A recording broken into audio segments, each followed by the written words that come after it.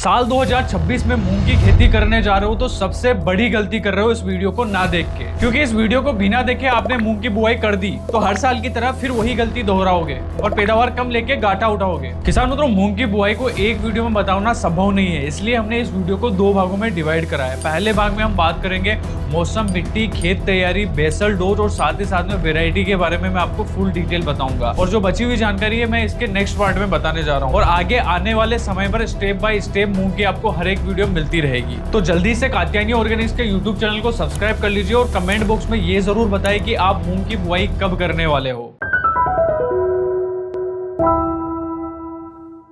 तो बिना देरी करे इस वीडियो को शुरू करते हैं और बात करते हैं वीडियो के सबसे पहले विषय, यानी कि मूंग बुआई के लिए सबसे उचित वातावरण कौन सा रहता है। किसान मित्रों, मूंग एक ऐसी फसल है जिसे भारत के सभी राज्यों में लगाया जा सकता है, चाहे ट्रॉपिकल एरिया हो, चाहे जहां पे गर्मी ज्यादा पड़ती हो, आप वहां पर भी मूंग की खेती आसानी से कर सकते हो। लेकिन मूंग बुआई के लिए आपको कुछ बातें जरूरी ध्यान में रखनी है, वो है टेम्परेचर। अगर आपके क्षेत्र में 25 से लेकर 35 डिग्री सेल्सियस का तापमान बना रहता है तो आप मूंग की बुआई आराम से कर सकते हो, मूंग की खेती आराम से की जा सकती है। और मूंग की फसल की एक और खासियत होती है कि इसे तीनों सीजन में लगाया जा सकता है, मतलब आप इसे खरीफ में भी लगा सकते हो, रबी में भी लगा सकते हो और जायद सीजन में भी इसे लगाया जा सकता है। और आज के वीडियो में भी हम जायद सीजन के बारे में ही बात करेंगे। किसान मित्रों, मूंग की खेती करने के लिए अगला सबसे जरूरी काम आता है सोइल सिलेक्शन, यानी कि मिट्टी का चुनाव करना। मूंग एक दलहनी फसल है जिसके लिए हल्की दोमट या फिर रेतीली दोमट मिट्टी अगर आपके क्षेत्र में है तो इसके प्रोडक्शन के लिए काफी अच्छी मानी जाती है। और साथ में मिट्टी का पीएच 6.2 से लेकर 7.2 के बीच में है तो ये सबसे उपयुक्त मिट्टी रहती है जहां पर आप मूंग की खेती कर सकते हो। अगर आपकी मिट्टी का ऑर्गेनिक कार्बन 2% से लेके 3% तक है तो ये सबसे बेस्ट ऑर्गेनिक कार्बन माना जाता है, जहां पर मूंग से आप पैदावार भी ज्यादा प्राप्त कर पाओगे और साथ ही साथ में पौधे की जो रोग प्रतिरोधक क्षमता है ना, वो भी काफी शानदार देखने को मिलेगी। अब किसान मित्रों, आपको अगली सबसे इंपॉर्टेंट बात ये ध्यान में रखनी है कि आपको मूंग की जो बुआई है ना वो सही समय पर करनी है। अगर सोविंग टाइम में गड़बड़ कर दिया तो इससे दो बड़े नुकसान हो सकते हैं। पहला तो लेट बुआई करने से आगे आने वाली सीजन की जो फसल है उसमें भी आप लेट हो सकते हो। जो भी आप खरीफ सीजन में फसल लगाने जा रहे हो ना, उसमें खेत खाली होने में काफी समय लग सकता है, इसीलिए आगे का सीजन गड़बड़ा जाता है। तो आपको सही समय पर मूंग की बुआई करनी है। मूंग की लेट बुआई करने का दूसरा सबसे बड़ा नुकसान ये होता है कि जो भी किसान अक्सर मूंग की लेट बुआई करते हैं ना, उनकी फसल के अंदर फ्लावरिंग आते आते लगभग मई महीना आ जाता है और मई महीने में टेम्परेचर ऑल टाइम तक हाई रहता है, मतलब टेम्परेचर जो रहता है वो 40 के पार जा चुका होता है। और ऐसी कंडीशन में फ्लावरिंग के ऊपर काफी इफेक्ट पड़ता है, मतलब फ्लावर ड्रूपिंग होने की समस्या भी आती है और फूल से फलियां जो है वो अच्छे से सेट नहीं हो पाती है। और बाई चांस अगर फलियां सेट भी हो जाती है ना तो फलियों के अंदर दाना जो रहता है ना वो अच्छे से भर नहीं पाता है। इसका सीधा सीधा फर्क जो रहता है ना वो प्रोडक्शन पर पड़ता है। और मूंग की लेट बुआई करने से तीसरा बड़ा नुकसान ये होता है कि जो फसल रहती है ना वो पक के तैयार होने में काफी समय ले लेती है, मतलब कि जून का जो लास्ट वीक रहता है ना वहां तक चली जाती है। और आपने पिछले साल भी देखा था कि मानसून जो था वो जून के प्रथम सप्ताह में आ गया था, मतलब बारिश जो है वो जून के फर्स्ट वीक से आना शुरू हो गई थी। तो ऐसी कंडीशन पर मूंग की फसल की जो पैदावार है ना उसके ऊपर काफी गहरा प्रभाव पड़ता है। और इस समय पर फलियों में दाना भी भर रहा होता है और अचानक से बारिश आना शुरू हो जाती है तो पैदावार जो रहती है वो लगभग 50 से लेकर 60% तक कम हो सकती है। तो आपको मूंग की बुआई जितना जल्दी हो सके उतनी जल्दी कर लेनी है। अगर आप 15 मार्च के आसपास बुआई कर पाते हो तो मूंग के अंदर फ्लावरिंग जो है वो अप्रैल महीने में ही आना शुरू हो जाएगी और ये जो फसल रहेगी ना ये समय पर कटाई भी देके जाएगी, फलियों में दाना भी ज्यादा भरेगा, साथ ही साथ में दाने की जो क्वालिटी है वो भी आपको शानदार देखने को मिलेगी, जिसके कारण रेट जो है ना मार्केट में आपको ज्यादा मिलेगा। इसलिए बुआई का समय जो रहता है ना वो बहुत ज्यादा जरूरी रहता है। मूंग की बुआई में अगला सबसे जरूरी काम होता है खेत तैयारी करना, यानी कि लैंड प्रिपरेशन। तो मूंग जो है वो कम अवधि वाली फसल है, 50-60 दिन में पक के तैयार हो जाती है। तो इस फसल में गहरी जुताई करने की जरूरत नहीं पड़ती है। सिर्फ आप एक बार कल्टीवेटर लगा के या फिर तोता हल के माध्यम से खेत के अंदर कल्टीवेटर लगा लेते हैं, उसके बाद में आप रोटावेटर के माध्यम से मिट्टी को समतल करके डायरेक्ट सीड्रिल के माध्यम से बुआई कर सकते हैं। और हाँ, आपको एक बात जरूर ध्यान रख लेनी है कि जिन भी किसानों के यहाँ पे सिंचाई की अच्छी सुविधा उपलब्ध है वो मूंग की बुआई हमेशा पलेवा लगा के ही करे। इससे क्या होता है ना कि जो मिट्टी का टेम्परेचर रहता है ना वो डाउन हो जाता है और साथ में मूंग का जो जर्मिनेशन है ना वो आपको ज्यादा देखने को मिलता है। इसलिए आपको हमेशा पलेवा लगा के ही बुआई करनी चाहिए। जिन किसानों के पास में सिंचाई की सुविधा अच्छे से उपलब्ध नहीं होती है वो क्या कर सकते हैं, डायरेक्ट मूंग की बुआई कर सकते हैं, उसके बाद में स्प्रिंकलर के माध्यम से सिंचाई दे सकते हो, जिससे मिट्टी जो रहेगी वो नम होगी,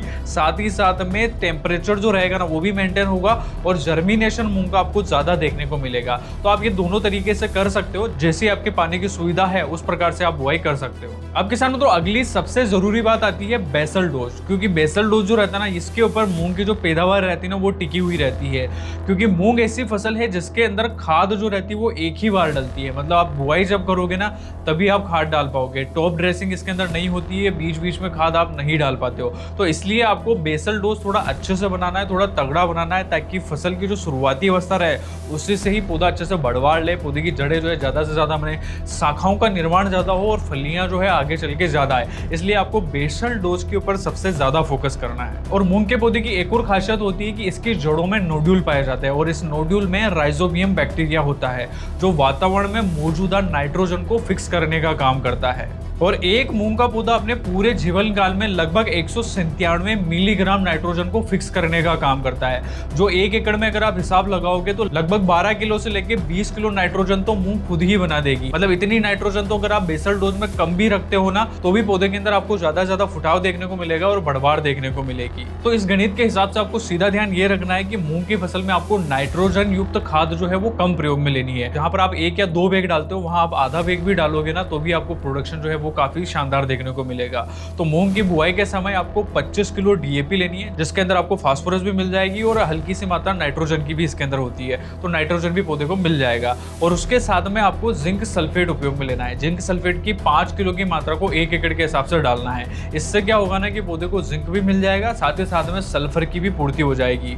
और उसके अलावा आपको सबसे लास्ट में इसके अंदर आपको 2 किलो ह्यूमिक एसिड मिक्स कर देना है। ह्यूमिक एसिड क्या करेगा ना, पौधे की जो जड़ें रहती है, सफेद जड़ें जो रहती है ना, उनका विकास करने में मदद करता है। और ये जो सफेद जड़ें रहेगी ना, यही आगे चल के जमीन से ज्यादा पोषक तत्व ग्रहण करती है, पौधों को जो है ज्यादा से ज्यादा फुटाव लाने में मदद करती है। और जो भी पोषक तत्व जमीन में दूर पड़े हुए हैं, जहां पौधा पहुंच नहीं पाता है, वहां से पौधे को पोषक तत्व ग्रहण करने में मदद करती है। इसलिए आपको ह्यूमिक एसिड बेसल डोज में डलवा देना है। अब किसान मित्रों बात करते हैं मूंग खेती के उस टॉपिक के बारे में जहां पर अक्सर किसान गलती कर बैठते हैं। वो बेसल डोज अच्छा रख लेते हैं, खेत तैयारी भी अच्छा कर लेते हैं, सब कुछ अच्छा कर लेते हैं, लेकिन जब वैरायटी सिलेक्शन की बात आती है, बीज चयन की बात आती है, तो अक्सर हर एक किसान गलती कर बैठता है और गलत वैरायटी का चयन कर लेते हैं। जिससे क्या होता है ना कि एक तो वैरायटी जो है लंबे समय तक चलती है, जिससे प्रोडक्शन के ऊपर भी फर्क पड़ता है, साथ ही साथ में रोग और कीटों का हमला भी आपको ज्यादा देखने को मिलता है। तो आपको वैरायटी सिलेक्शन करते समय सबसे ज्यादा सतर्क रहना है। तो मैं आपको इस वीडियो के अंदर 5 ऐसी वैरायटियां बताने जा रहा हूं जिनको अगर आप लगाते हो तो आप पैदावार जो है वो लगभग 8 क्विंटल प्रति एकड़ के हिसाब से निकाल पाओगे। और ये जो वैरायटियां लगभग 55 से लेकर 70 दिन में पक के तैयार हो जाएगी। तो पकने का जो समय है ना वो भी कम है, साथ ही साथ में पैदावार भी ज्यादा देखने को मिलती है।